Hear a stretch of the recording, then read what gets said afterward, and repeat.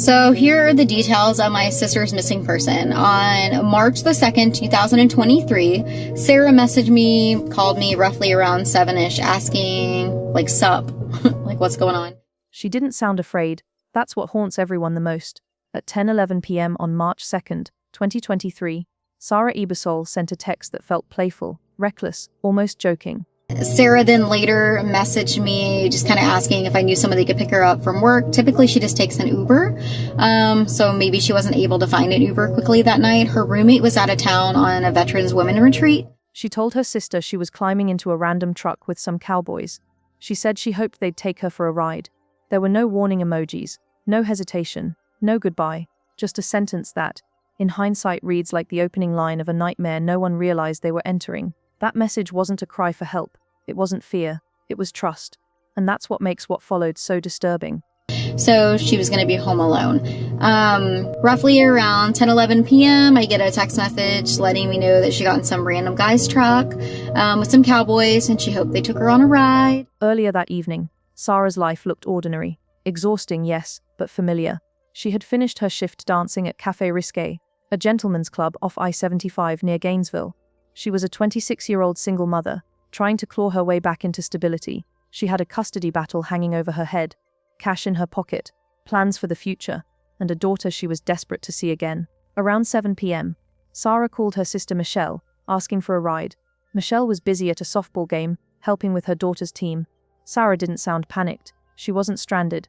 She just needed a way home. When Michelle said she couldn't make it, Sara brushed it off. She always found a solution. Usually, that solution was Uber, but not that night. By 7:50 p.m., Sara sent another message. Soft, affectionate, easy to overlook. Tell the kids I said hi. Tell them I love them. At the time it sounded like nothing. Later it would feel like a quiet goodbye no one recognized. Surveillance cameras captured Sara at a Circle K in Reddick, Florida, just after 10 p.m. Bright lights, open aisles, normalcy. She grabbed snacks and a drink, paid and walked back into the darkness. No one followed her out. No one grabbed her. No one forced her into anything. She walked willingly toward that black pickup truck. 2 men were inside. Leonard Anderson, James Robinson. Strangers to her, familiar to each other. What happened next did not unfold in a single violent moment.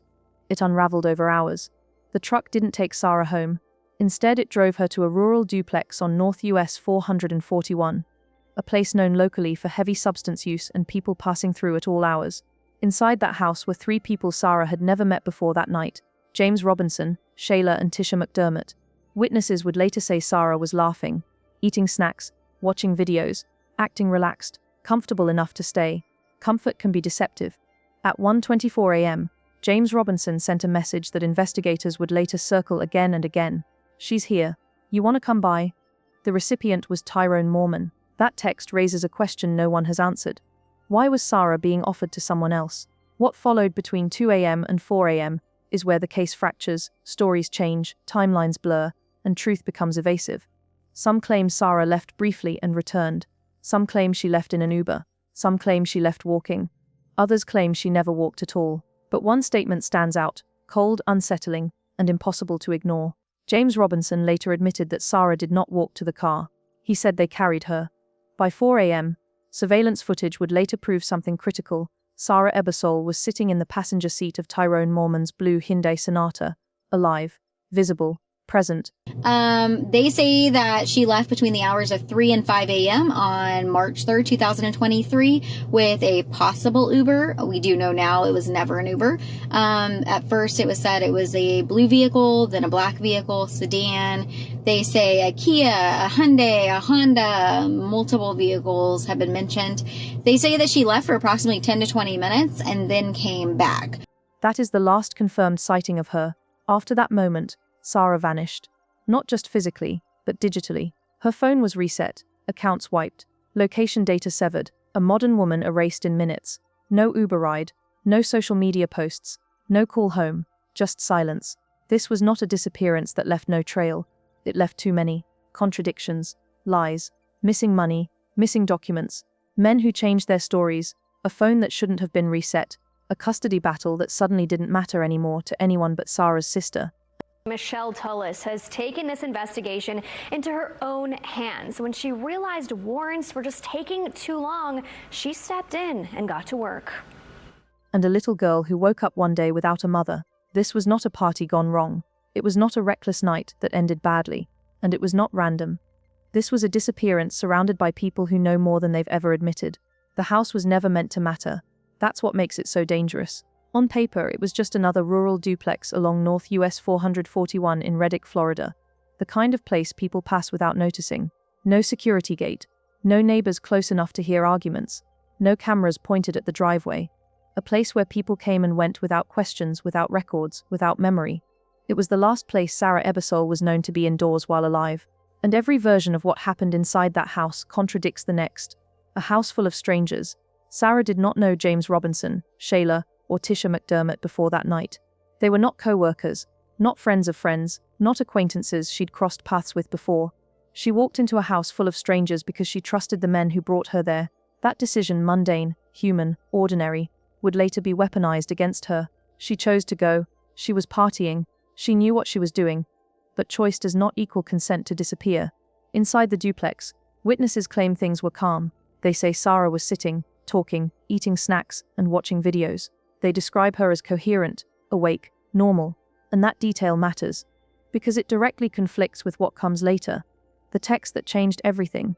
At 1:24 a.m., James Robinson sent a message that would quietly become one of the most important pieces of evidence in the entire case. She's here. You want to come by? That message was sent to Tyrone Mormon. Not we're hanging out. Not parties going. Not come chill. She's here. As if Sara were an object. As if her presence was being offered. Investigators never publicly explained why that message was sent or what conversations happened before it. But something had already shifted. The Uber that never existed. Multiple people inside the house would later tell law enforcement the same story. Sara left in an Uber, but there was one problem. No Uber was ever booked. No record. No ride history. No driver. No timestamp. Then the story changed. It was a blue car. No black. No a sedan. No a Kia. No maybe a Hyundai. No maybe a Honda. Every version is different. Every detail is unstable. Except one. We carried her. When pressed later, James Robinson admitted something chilling. Sara did not walk out to the car. He said he and Tyrone Mormon carried her. That single statement detonates every earlier claim. If Sara was coherent, why carry her?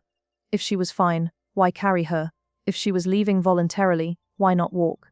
There is no innocent explanation that survives that sentence. Tyrone Mormon enters the story. Tyrone arrived sometime after 2 p.m. in a blue Hyundai Sonata. He would later claim he never met Sara, that he wasn't even there. That lie collapsed almost a year later. Surveillance footage, hidden, forgotten, buried in digital archives, showed Tyrone and Sara together at a 24-hour convenience store around 4 a.m. on March 3rd. She was alive, she was with him, and he lied anyway. The last moment witnesses say Tyrone left the house around 4 a.m., with Sara in the passenger seat. No one followed. No one asked where they were going. No one called for help. Sara disappeared into a vehicle driven by a man who would later refuse to cooperate, lie repeatedly, and cut off all communication with investigators. That is not a coincidence. That is containment. The phone that erased her after Sara vanished. Her phone did something phones don't do on their own. It was reset. Accounts wiped. Access revoked. Digital history erased. Someone knew exactly what they were doing. Before the reset, data shows Sara was watching YouTube videos around 2:40 a.m. At 2:57 a.m., someone logged into her Gmail. Shortly after, silence. By March 6th, the phone stopped pinging entirely. A woman vanished. A device was scrubbed, and no one was charged. The man who can't talk anymore, James Robinson, the man who brought Sara into that house, died in May 2024 due to substance-related issues. With him died answers. What he saw, what he knew, why Sara had to be carried, why was Tyrone called. The dead don't testify. What this house really was. This wasn't a party house, it was a transit point. People came, people left. Things changed hands, and Sara was one of them. The money, the phone, and what vanished with her. When a person disappears, investigators usually start with what's still there. In Sara Ebersole's case, the most important clues were not what was found, but what was missing. And every missing item pointed in the same direction. The money she never spent. Sara left work that night with cash. Not a small amount. Not pocket change. Her sister Michelle says Sara had over $1,000, possibly closer to $2,000 on her when she disappeared. That money wasn't for partying. It wasn't for drugs. It wasn't for strangers. It had a purpose. Sara planned to use it to see her daughter. She had told Michelle directly that she intended to go to her child's father with the money, to negotiate, to plead, to bargain if she had to. It was desperate, yes, but it was maternal desperation, the kind that makes people take risks they shouldn't. That cash was never recovered. Not at the house, not in Tyrone's car, not in any account, not spent, not deposited. It didn't disappear on its own. Someone took it. Or it was taken from her. The wallet that never came home. Sara never returned to her apartment. When Michelle eventually searched it herself, something law enforcement never formally did, the absences were immediate and disturbing. Sara's wallet was gone. Her legal paperwork was gone. A binder she kept documenting issues with her ex was gone. A teddy bear stitched with her daughter's name was gone. These weren't random items. They were personal, emotional, strategic, especially the documents. The custody file that vanished. Sara had been quietly preparing for a custody fight. She documented messages, saved screenshots, kept records. That entire folder vanished. Ask yourself this. Why would someone take only the things that could protect Sara or explain her fear? Robbers take electronics. Burglars take valuables. Predators erase evidence. The phone that was silenced on purpose. Phones don't reset themselves. Someone reset Sara's phone after she disappeared. That reset erased messages, location history, app data, cloud access. But timing matters. Data shows Sara was using her phone normally up until shortly before she vanished. Watching videos, logged into her accounts. Then suddenly, the device was wiped. That tells us two things. Sara did not reset it herself. Whoever had it knew how damaging that phone could be. Phones don't just tell where you are. They tell who you're afraid of, who you talk to, who you plan to see. Someone wanted silence. The ping that led to nowhere using a third-party service. Sara's roommate tracked her phone's final known location. It pinged to a massive agricultural property, over 12,000 acres near Lake Livingston, an orange grove. Remote, isolated, easy to disappear into. Michelle drove there herself. Law enforcement claimed someone had checked the area. Another county later confirmed they had not. Two agencies, two stories, no accountability. The man who benefited most, eventually, all disappearances narrow toward one truth. Who gained? Sara's ex, the father of her child, gained everything: custody, control, silence. After Sara vanished, he left Florida with the child, changed her name, cut off access. He never joined searches, never spoke publicly, never helped. And when Michelle tried to talk about him, he filed a cyber-stalking injunction, not against investigators, against the family. Silence, again. The words that shouldn't have been said.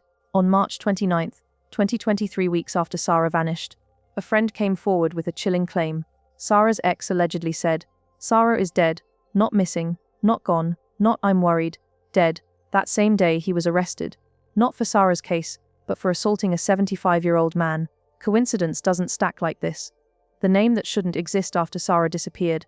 Her daughter's name was changed. From Dia to Cora. That name wasn't random. Years earlier, a child named Cora Fullwood was abducted and murdered in Florida. During that investigation, Sara's ex was questioned. He refused DNA. No charges were filed, but names carry memory, and this one screams.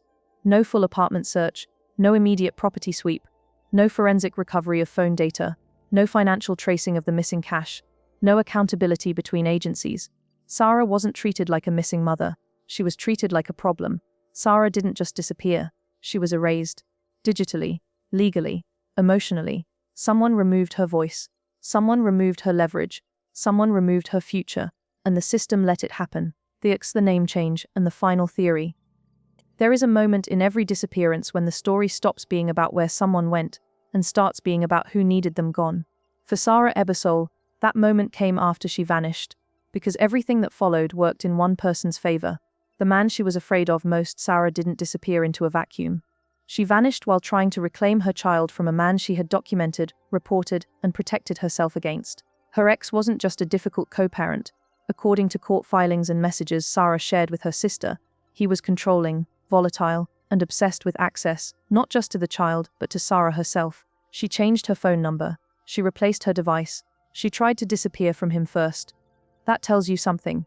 People don't reset their lives like that unless they believe the threat is real. The phone access he shouldn't have had before Sara got a new phone. She believed her ex was accessing her location, messages, and emails remotely through shared Google and Apple credentials. That's not paranoia. That's digital stalking, and it's frighteningly common. When Sara switched devices, she believed she had finally cut that access off, which raises a critical question. How did her phone get reset after she disappeared? If someone knew how dangerous that phone was, knew what it contained, they also knew how to neutralize it. The custody clock, timing matters. Sara was close to challenging custody. She had money, she had documents, she had intent. If she succeeded, her ex didn't just lose control. He lost leverage, he lost access, he lost power.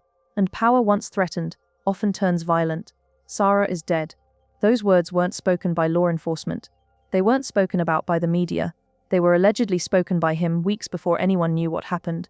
People don't speak in past tense unless something has already ended in their mind. And when confronted with that statement, there was no public clarification, no correction, no outrage, just silence.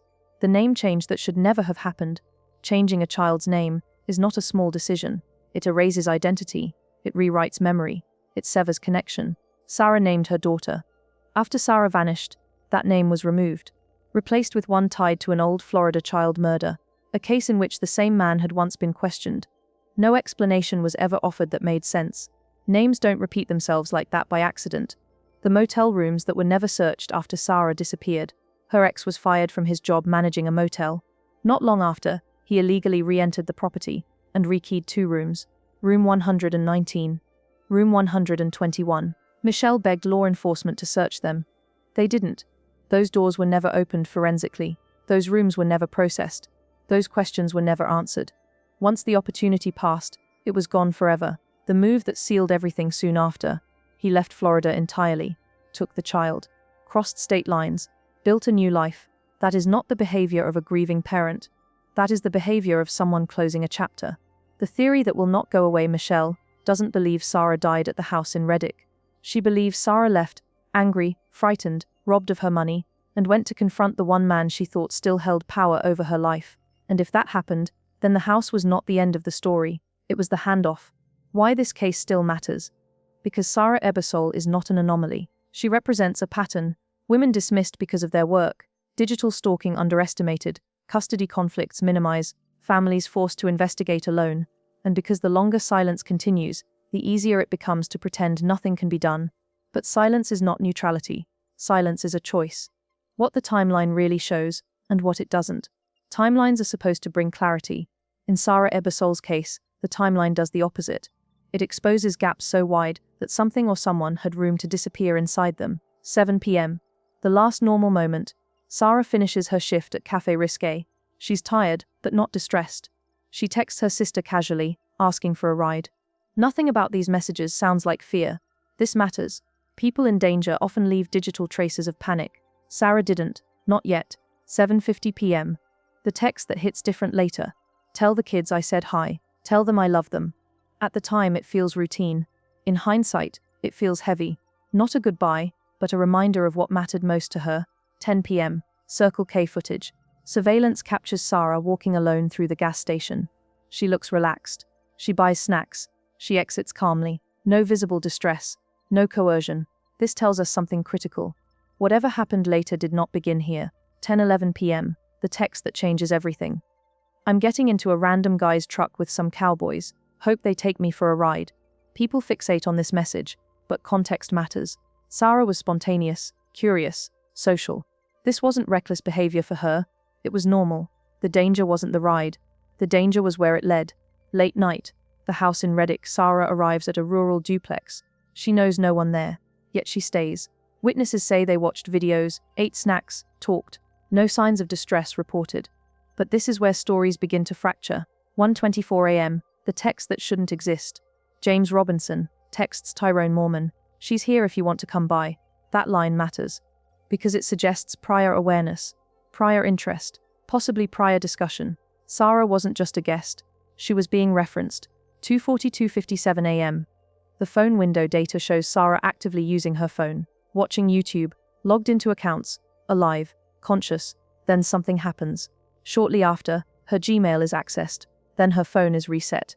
This is the most critical window in the entire case, because according to later statements, Sara was supposedly unconscious around this time. Those two realities cannot coexist. Between 3:05 a.m., the lies begin. Witnesses give multiple versions.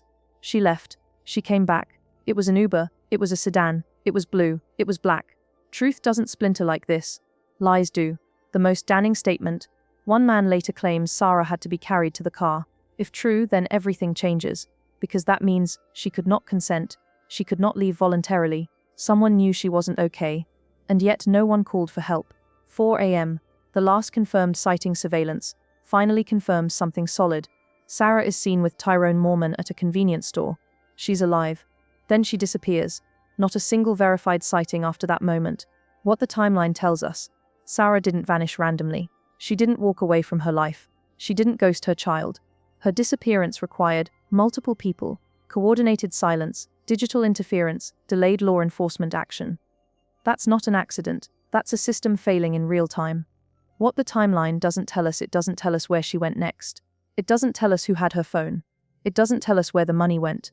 It doesn't tell us why evidence vanished. Those answers were lost in delays, jurisdictional confusion, and refusal to act quickly. And once time passes, truth gets buried. The most important question left: if Sara left the house alive, who was waiting for her, why this case stalled, and who benefited from the silence? When someone vanishes under suspicious circumstances, time becomes the most valuable resource investigators have. In Sara Ebersole's case, time wasn't just lost, it was wasted. And that failure didn't happen all at once. It happened through hesitation, dismissal, and a pattern that is painfully familiar in cases involving women like Sara. From the very first hours, warning signs were present. Sara didn't come home. Her phone went silent. Her behavior was out of character. Yet when her sister Michelle and Sara's roommate attempted to file a missing persons report on March 3rd, they were told to wait. That delay alone may have sealed the fate of critical evidence. The first 24 to 48 hours in a disappearance are when phones are tracked in real time, vehicles are canvassed, witnesses are separated, and stories are preserved before they can be coordinated. None of that happened here. By the time law enforcement engaged meaningfully, people had already talked to each other, narratives had already been shaped, and digital trails had already been altered or erased. And then there was the way Sara herself was perceived. She worked as a dancer, she was independent, she trusted strangers. Those details, whether consciously or not, seemed to lower the urgency with which her case was treated. This is an uncomfortable truth in true crime. There are tiers of attention. Some victims are framed as innocent by default. Others are framed as risky, as if lifestyle choices reduce the obligation to protect them. Sara fell into the second category, and the consequences were devastating. Leads weren't chased aggressively. Properties weren't searched promptly. Conflicting witness statements weren't pressed with the intensity they deserved. The jurisdictional confusion only made things worse. Cell phone pings allegedly placed Sara's device near a massive agricultural property in a different county. One sheriff's office said they checked it. Another said they never did. Each pointed at the other. In the middle of that bureaucratic fog, a woman remained missing, and no one could clearly say who was actually responsible for following up. When agencies fail to coordinate, accountability dissolves. And when accountability dissolves, cases stall. Meanwhile, the people who last saw Sara benefited from that stall. One key individual died before ever facing serious questioning. Another was caught lying to police, arrested, released, and then went silent. Others offered partial stories, revised timelines, and selective memory. None of them faced sustained pressure. None of them were charged. Silence, in this case, became a shield. And it worked. Then there's the issue of motive, which investigators never publicly clarified. Sara had cash on her, a significant amount. That money disappeared. She had legal documents related to a custody battle. Those disappeared too. Her phone was wiped.